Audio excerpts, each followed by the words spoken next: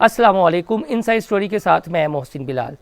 America में IMF दफ्तर के बाहर शहबाज गिल और उनके हवारियों ने जो प्रोटेस्ट किया है, क्या उसके पीछे इमरान खान की हदायत थी या शाह से ज़्यादा शाह की वफादारी थी, या फिर शहबाज गिल को पीटीआई के किसी और रहनुमा की हदायत थी, या फिर वही अनासर इसके पीछे कार फरमा हैं जिनके बारे में आम तासुर ये है कि शहबाज गिल हो, डॉक्टर मोहित पीरज़ादा हो या फिफ्थ जनरेशन वार के कोई और यूट्यूबर या सियासतदान हो, वो उनकी पे रोल पर है। अपने इस वीलाग में इसकी अंदरूनी कहानी आपके सामने रखूँगा। फिर सरदार अयाज सादिक ने जो कौमी असम्बली में ब्रीक वारदात डाली ताकि कौम पीटीआई के ख़िलाफ़ हो कि ये तो गज़ा के मामले पर इसराइल की सपोर्ट कर रहे हैं, लेकिन पीटीआई ने नो क्यों कहा और आइज़ का क्या मतलब होता है, नो का क्या मतलब होता है पार्लिमानी सियासत में। और जब इस तरह की करारदाद आती है तो अपोजिशन और हुकूमती बेंचों पर बैठे हुए अरकान का क्या मकसद होता है, क्या एजेंडा होता है, वो आपके सामने रखूँगा। और आखिर में आपको ये बताऊँगा कि मोहसिन नकवी अब उन्होंने बतौर आज़ाद हैसियत के अपने सेनेट का टिकट जमा करवा दिया है और हमारे एक साफ़ी दोस्त ने उनसे जाते हुए सवाल पूछ लिया कि आपके पास कौन सा जादू है कि पहले निगरान वज़ीर आला पंजाब, उसके बाद चेयरमैन पीसीबी और अब आज़ाद उम्मीदवार के तौर पर, जबकि तईद कुनिंदा और तजवीज़ कुनिंदा तमाम अतहूदी जमातों के रहनुमा हैं। तो उन्होंने क्या जवाब दिया है और इसके पीछे क्या राज है वो आपको बताऊंगा। तो ये तीनों पॉइंट मैं अपने इस वीलाग में रखूंगा आपके सामने। आपसे दरख्वास्त है कि हमारा चैनल इनसाइड स्टोरी लाइक और सब्सक्राइब कर लें और याद से बेल आइकन का बटन भी दबा लें।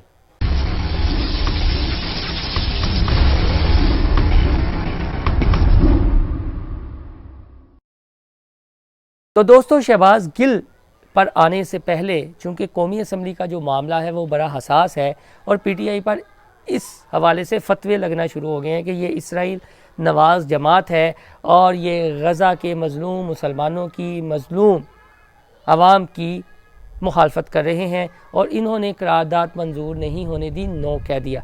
तो आपके सामने ये नुक्ता रखता हूँ कि जो मुल्की मफादात में करारदातें होती हैं वो चाहे कोई हुकूमती बेंच से रुकन पेश करें या अपोजिशन बेंच से, होता ये है कि स्पीकर पंजाब असम्बली की या कौमी असम्बली की या किसी भी असम्बली के स्पीकर की ये होता है मामला कि वो मुश्तरका तौर पर उसकी कोशिश होती है कि ये मुश्तरका तौर पर करारदाद आ जाए, तमाम जमातों के जो अरकान हैं उनके साइन इस पर हों, जो उनके पार्लिमानी लीडर हैं या लीड कर रहे होते हैं पार्लियामेंट में, ऐवान में, ताकि इसे मुश्तरका तौर पर मंजूर करवाया जा सके। तो जब पीपल्स पार्टी की शाजिया मरी ने ये करारदाद पेश की तो पीटीआई के जो रहनुमा हैं असद कैसर और बैरिस्टर गोहर, वो इसलिए उठे थे ताकि इसे मुश्तरका तौर पर लाया जाए। ये ना कहा जाए कि ये हुकूमती अरकान की जानिब से पेश की जा रही है तो इसलिए हम इसे मंजूर करें मुतफ़िक़ा तौर पर, बल्कि इसे मुश्तरका तौर पर लाना चाहिए। लेकिन अयाज सादिक जो स्पीकर कौमी असम्बली हैं और उनके मनसब का तकाजा है कि वो गैर जानबदार रहें, लेकिन यहाँ पर उन्होंने ब्रीक वारदात डाली ताकि कौम पीटीआई की जानिब उंगलियाँ उठाए और बार बार कह रहे हैं कि आप गज़ा की करारदाद की मुखालफत करें, आप गज़ा की करारदाद की मुखालफत करें, जबकि ये अंदाज़ उनका ब्रीक वारदात वाला था। इसे वो सियासी इशू बनाना चाह रहे थे और मेरी नज़र में अपने मनसब से उन्होंने यहाँ पर बददियानती बरती है। बार बार जो असद कैसर का मौक़िफ़ था वो ये था कि इसे मुश्तरका तौर पर आना चाहिए ताकि हम इसे मुतफ़िक़ा तौर पर मंजूर करें। तो इसलिए पीटीआई के कुछ अरकान की जानिब से नो कहा गया जब सरदार अयाज सादिक ने करारदाद पढ़ी कि जो इसके हक़ में है और जो मुखालफत में है। अमूमी तौर पर आपने ये देखा है कि बाज़ अरकान ऐसे होते हैं कि जो कानून साजी हो रही होती है वो भी नहीं पढ़ते। इसकी मिसाल ख़त्म नबूवत का जो अकीदा है उस पर नकम ज़नी का कानून है कि बहुत सारे अरकान जब ये इशू उठा तो उन्होंने कहा दिया ओहो हमने तो मसवदा पढ़ा ही नहीं था, जबकि उसमें पीटीआई, नून लीग और पीपल्स पार्टी के अरकान असम्बली भी शामिल थे। तो तब वो इस चीज़ से बड़ी ज़िम्मा हो गए। तो लिहाजा अपनी सियासत चमकाने के लिए जो हसास कौमी मामलात हैं, खुदारा उन्हें सियासत की नज़र ना करें और एक दूसरे पर फतवेबाजी ना करें। ये आप सियासतदान हैं जो एक दूसरे को गद्दार करार देते हैं, एक दूसरे पर फतवेबाजी शुरू कर देते हैं। तो इसमें भी पीटीआई का उतना कसूर नहीं है, जानबूझ के पीटीआई पर उंगलियां उठे ये वारदात डाली गई। हमारी नज़र में आप बार बार वो फुटेज देख भी सकते हैं, एक्सप्रेशन और जो रूलिंग है वो भी देख सकते हैं। उसके बाद आते हैं जी, अब शहबाज गिल ने जो अमेरिका में IMF दफ्तर के सामने PTI के कुछ कारकुनान को साथ लेकर प्रोटेस्ट किया है। आखिर वो क्या इमरान खान उसके पीछे हैं या PTI का कोई रहनुमा है? तो PTI ने जी अब इससे ला तल्खी का इजहार कर दिया है कि हम बिल्कुल भी मुल्क दुश्मन जमात नहीं है और इस तरह की बरीक वारदातों से हमारा कोई ताल्लुक नहीं होता। जो उनके संजीदा हल्के हैं, संजीदा रहनुमा हैं। तो ये बताया जाता है जी कि मोहित पीरज़ादा के साथ मिलकर, और आजकल मोहित पीरज़ादा आप देख रहे हैं कि इंडिया नवाज़ बने हुए हैं, पाकिस्तान और इंडिया का हर वीलाग में कंपैरिजन करते हैं और ये समझाने की कोशिश करते हैं इंडिया कहाँ निकल गया, पाकिस्तान कितना पीछे है, पाकिस्तान तो कुछ भी नहीं रहा। और मोदी नवाज़ भी बने हुए हैं मोहित पीरज़ादा। तो उनके साथ मिलकर ये वारदात डाली ताकि सोशल मीडिया पर इशू क्रिएट किया जा सके और PTI पर मज़ीद तंगी हो।